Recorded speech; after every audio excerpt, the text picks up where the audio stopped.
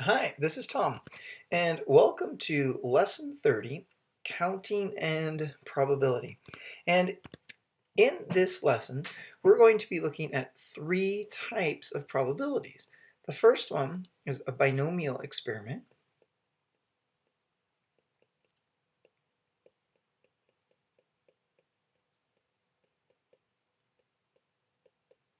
The second one is a multinomial experiment.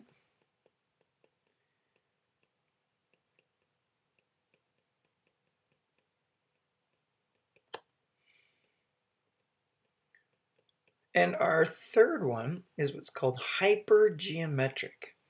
Sounds kind of fancy, but it's not that bad. Geometric.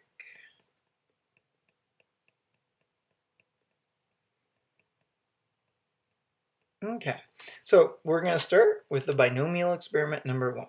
So a binomial experiment is something that we've all encountered, but we've probably never really realized it. But now that we are learning, soon we will see them happening around us quite often. So here's what a binomial experiment is. One is it has a fixed number of trials. So we'll write fixed, it has a fixed, and abbreviate number of trials. We call that number n, 1. 2, the second thing is each trial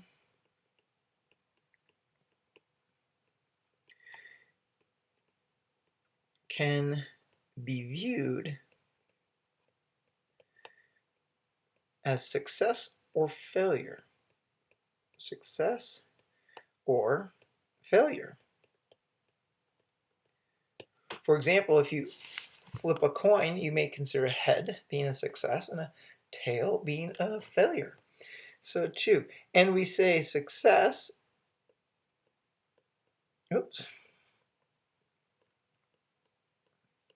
success is P, and failure is Q. Actually, I should say the probability of success. We'll put that over here, probability. Probability of success is P and failure is Q, such that these are the only things that can happen. So we say that the probability P plus the probability of Q is 1. Okay, the next one, the third one, is each trial is independent. Each trial is independent, meaning what has happened does not affect what will happen. And finally, 4 is P remains constant, remains the same, or remains the same for every trial.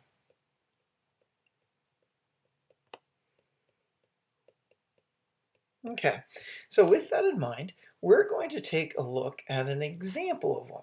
And here it is. We've seen this, but we haven't labeled it as such. Here we are. We're going to take a multiple choice test. A multiple choice test has 5 questions.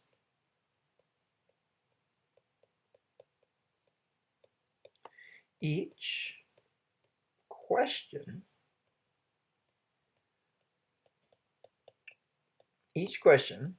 has 4 possible answers.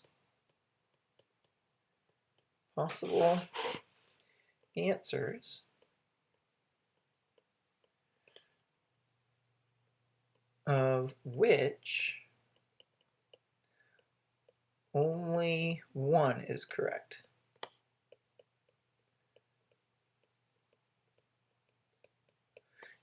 Finally, we would say then a score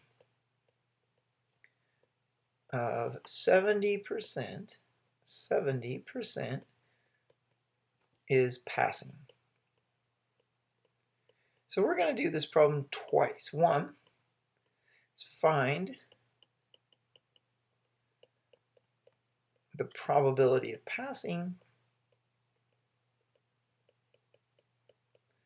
and 2, not passing. All right, here we go. So before we start this, though, we need to think about this. Is a multiple choice test really a binomial experiment? So the first thing we have to ask is there a fixed number of trials? So let's just, this is going to be our check. So the first one is, each question is a trial. Oops. Each question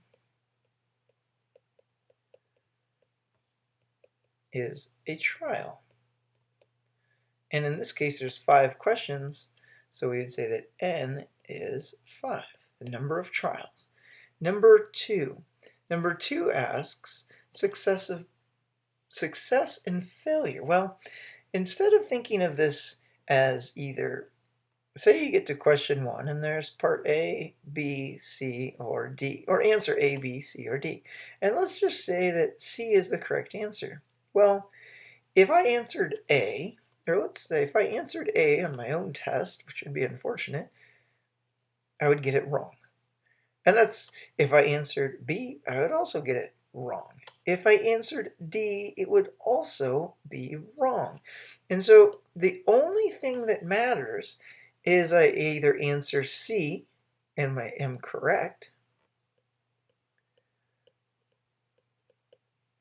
or that I answer A, B, or C, and these are, oops, A, B, or C, these are incorrect.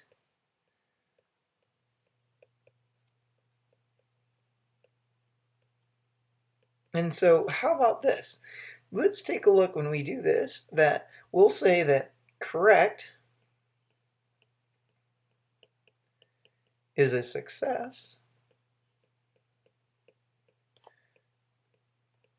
and incorrect is failure.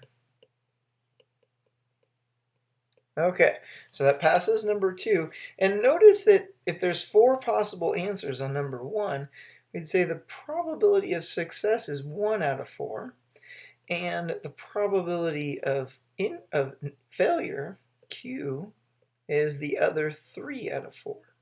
And if you notice that P plus Q is 1/4 plus 3/4, which does give me 4/4, which is 1. Okay, so there's 2. The third one says is each trial is independent. And the answer is yes. However, we may feel like, for example, say you've answered C for the first 4 and you get to the 5th one, you may just feel that there's no way that each one could be C, but it could happen. And so even though it might go against your humanness, it doesn't mean that it's not possible. So what you did answer in question 1, 2, 3, and 4 has no effect on the pattern of answers when you come to 5. So these are independent.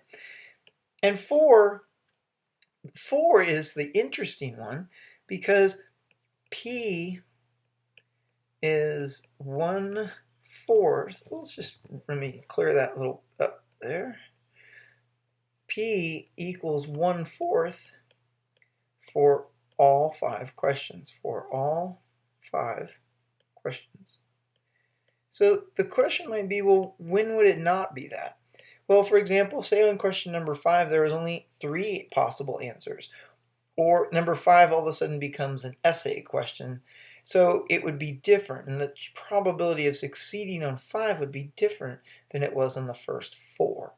So each question fits the same pattern.